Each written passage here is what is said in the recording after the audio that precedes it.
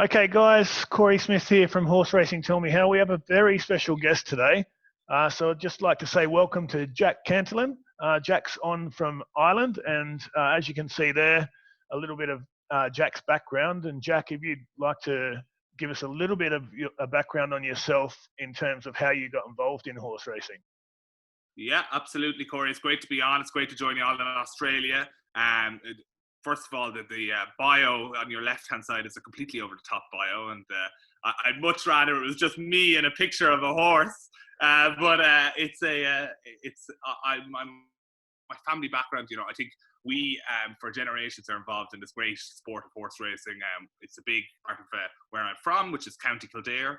And it's of course a big part of just Irish society as a whole. My mother is an equine vet, and my father Dermot, he is a breeder, racing manager, and kind of all-round trader. So it's unavoidable in my house. Unfortunately, I'm allergic to horses, so I also needed a side career. So I'm also a solicitor, and I'm a New York attorney and solicitor in London normally, but during lockdown and at the moment, I'm based back in Ireland, here in County Kildare.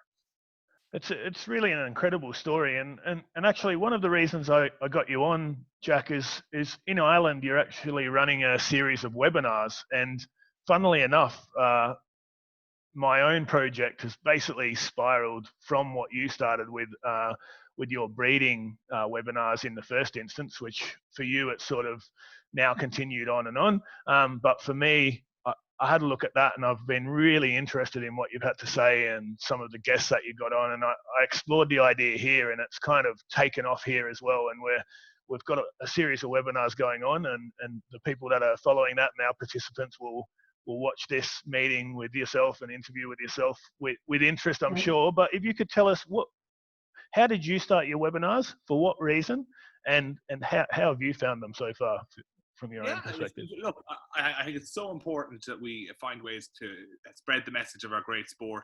And I think for me, I kind of straddle two worlds. I'm so involved in the horse racing world, but also I'm in the world outside it in my job as a lawyer, and I frequently see how people interact with racing. And I think there is sometimes a great thirst for more information, and more information in the kind of on the commercial side a little bit more. So I just thought, here we are. I knew there was a period where my Sunday nights would be not as full socially as perhaps they once were. So I said, what a great chance to talk about it and discuss it with people. I put up a tweet, because I just seen in the last while that a few people had tweeted people when they put up pedigree things during lockdown that they were like, oh, this is really interesting. I'd love to learn more. And I said, look, I'm lucky enough to know a lot of people that know a lot about this. I might not know a lot myself, but certainly I can get the experts on and chat about it. And us Irish, we don't mind talking. So we decided that we'd do that. We got a few people on first. It was meant to be 4 weeks to start with. You can find it all on bloodstock.racing, and we've continued since then. We've over 7 shows on now, and we've another one on later on tonight in Ireland, which I'm looking forward to, about how to stand a stallion. So it's kind of just evolved. It's just a weekly night show, 6 p.m. Irish time, and it's all available in YouTube afterwards.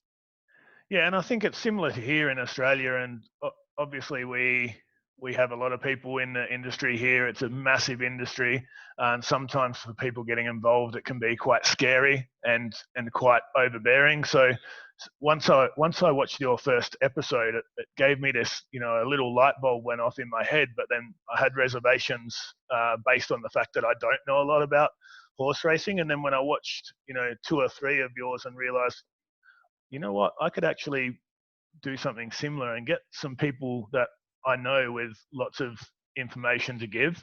And if I ask the right questions, they just might be able to get that out there. So I've really enjoyed it. Something that else, you mentioned your father and you come from a racing family, but just obviously with Australia being where we're from and a lot of the viewers that will watch this being from Australia, 2 horses up on the screen. What can you tell me about those 2? Yeah, well, look, I spoke about our relationship with Ireland and how great it is, but we've a so deep relationship with Australia and my family. My father Dermot Cantillon, he is racing manager to the Smurfit family. The Smurfit family are industrialists in Ireland. Wonderful, rich racing heritage in the family, and a wonderful great family to boot too, great fun, and they've been lucky enough to have 2 Melbourne Cup winners. So my dad has been down many times down to Flemington, and has actually lifted the Melbourne Cup as an Irishman in his role as a racing manager for the Smurfers, which is a unique privilege. I'm still annoyed with him though, because when he went down, I was a little bit young for vintage crop, but it was, I know, caused such great excitement. Of course, the first international winner of the Melbourne Cup, but in 2002 I asked him to have $1 on the horse to savour it for me so I could frame it when it got back. And of course, in all the mayhem of the horse winning, he never put the $1 bet on. So I'm still haven't forgiven him for that 18 years later. But you know, the Melbourne Cup for me is a huge part of my racing experience and my kind of all the way growing up. It has this, I'd be up at 4 a.m. each and every year and still am. It's an intoxicating race for us and something we're very dear to our hearts. If you came to my house here in Ireland, it's just all Melbourne Cup memorabilia. Yeah, we had an interview earlier. So before I started the webinars, we had an interview with Craig Williams, who won last year's Melbourne Cup as a jockey. And he spoke about how winning the Melbourne Cup, he never thought that winning the Melbourne Cup would define him as a jockey, because he's won, you know, all there is to win in Australia. But winning the Melbourne Cup, he basically just said, yeah, I'm wrong. As soon as you win the Melbourne Cup, everything changes. And it's interesting to know that all around the world, it has a lot of pull. So I'm just going to stop sharing my screen there now, Jack, so we can see there. But obviously, amazing that you had that connection to Australia. But in Ireland at the moment, what's actually happening with the racing? So I know it's just started again, but how long was the break? Yeah, so it was over 120 days the break, which is a long time to have no racing. And we were going stir crazy here in Kildare, but we're back. And we've just had our 2 classics, the 1,000 guineas, the 2,000 guineas. And you know what? It's kind of created a bit of opportunity for Irish racing. We are the major sport, the first major sport back. We have now on national terrestrial television on a Friday, Saturday and Sunday night, we have Irish racing, which is something we haven't had before in terms of coverage. We have that for the next 6 weeks. So I think it's important for Irish racing. While, you know, it's been a real struggle not to have any racing whatsoever, we've got an opportunity now that we can take advantage of to talk about our sport, explain it to people, and bring new people into the game. So we're looking forward to that. We've wonderful horses racing up here, hugely competitive racing, and hopefully we can back a few winners and breed a few winners and have a bit of fun over the next couple of weeks with racing returning. Yeah, I think it was last week that you had an episode based on, you know, being a little bit innovative with the sport and how to bring more people to the sport.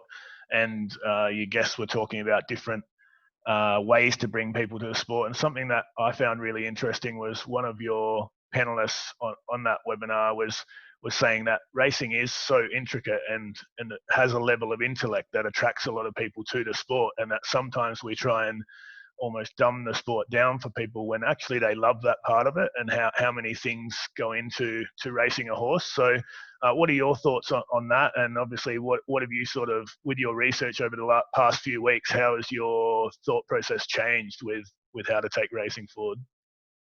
Yeah, look, I think we look quite frequently, quite enviously across the globe towards Australia. We think you do a wonderful job promoting the sport, and frequently for clues of what we should do, we look to you. And we also look to jurisdictions like Japan.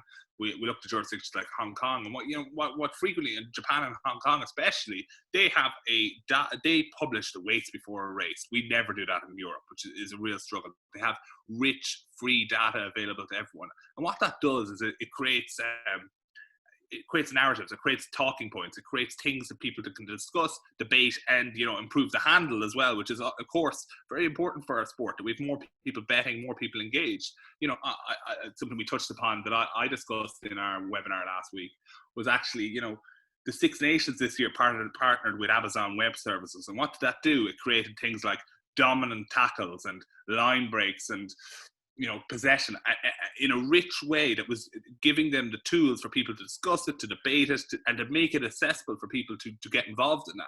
And I think that's a really, really valuable thing. The more you can tell people about the way the race happened, the better. Like, for example, Kamiko, the winner of the 2,000 guineas in England last week, he did the fastest time ever, but what the person watching at home wouldn't realize. They'd think the horse is progressively getting faster. But actually, if you bring them back to sectionals and to explain the race to them from a speed perspective, actually his slowest furlong was his last furlong, which I think is really, really interesting to people. How do you do the fastest time ever but have your slowest furlong as your last furlong?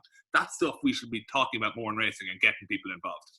Yeah, and I would agree with that. And it probably wasn't until last week's webinar that you held yourself that I started thinking a little bit differently, because my career is in football and futsal, indoor football. And in Australia, that's not probably as big as it is in the UK. And when they were talking about different things like the Six Nations and English Premier League and how they break different things down, it actually rang true to me, and it made a lot of sense, because I thought, racing does have all of these things that are so easily accessible. And in racing, times matter, whereas in football and rugby, times don't necessarily matter, but they have all of that data which we can see straight away on our screens. Just for people who don't understand here, syndication, Jack, I understand that you're involved in syndication there in Ireland, but it's not as big and as widely used in Ireland. Is that correct? No, absolutely. Look, I'm a syndicator in that I run a syndicate called Syndicates.Racing. If anyone wants to buy a horse in the Northern Hemisphere, come and get involved with us, they can. But, the reason I do that is because, there's a gap in the Northern Hemisphere. We are not as robust syndicators. I love watching in on the sales in Australia. You watch those boards and they say, here's a $300,000 horse, here's a $400,000 horse, here's a $500,000 horse, and all the percentages, and they're gone in one day. That's an extraordinary evocative image for us in the Northern Hemisphere, because we don't achieve that. We have wonderful syndicators, a lot of very, very great organizations, but it hasn't caught hold as well. We don't have as great prize money.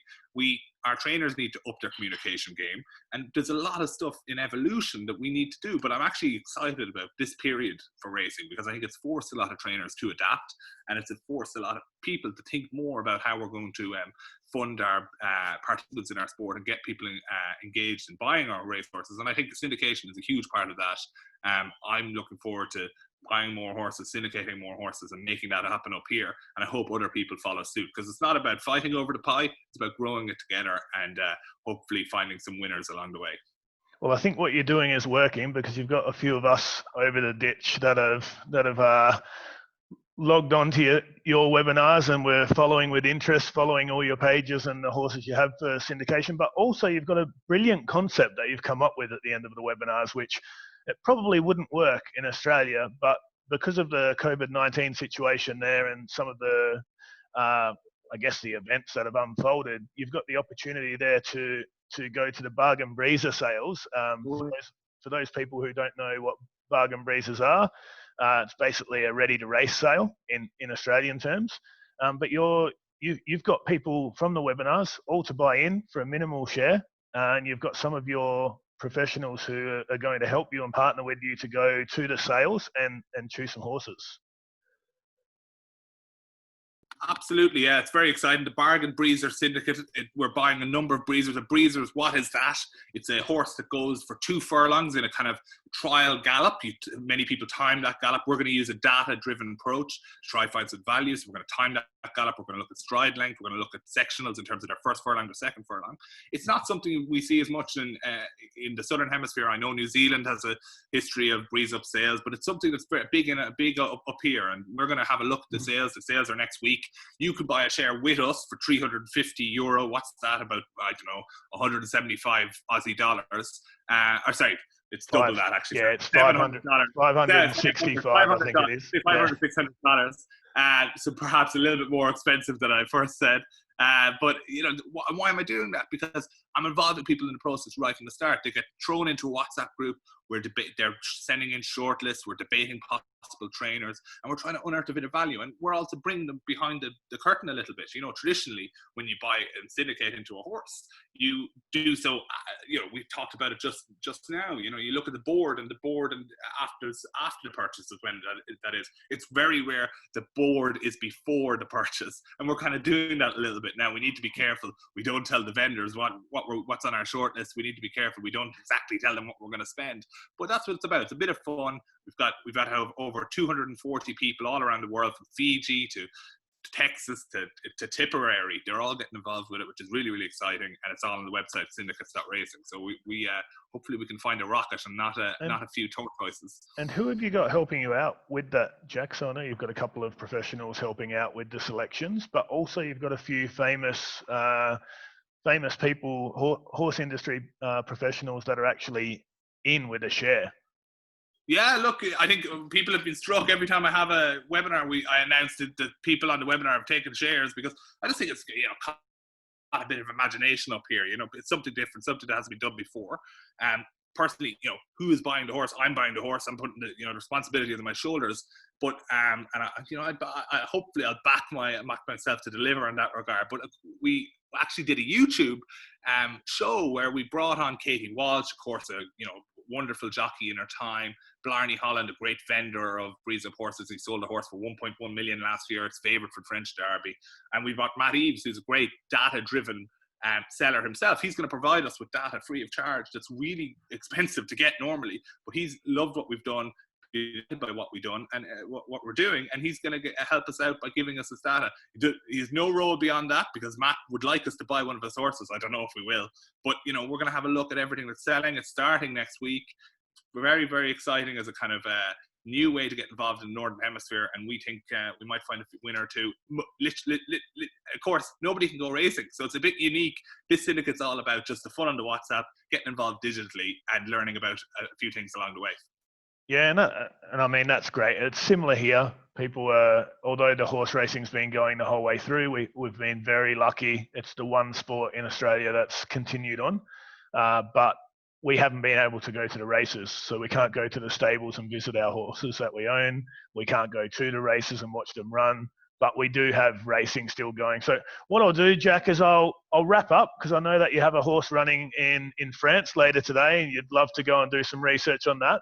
I'll wrap up there, but I just wanted to say, from the Australian audience that will watch this, will go up on Wednesday. We'd just like to say thank you for coming on board, and I appreciate it, and I'm sure they will also. And as we mentioned before we popped on, I'm sure that our series of webinars will be able to collaborate in the future, and let's see where it takes us. Yeah, absolutely. I'm looking forward to sharing a beer with you all down under when we get it through this mess. But it's great to chat, and all the best for you. Thanks, Jack. Thank you.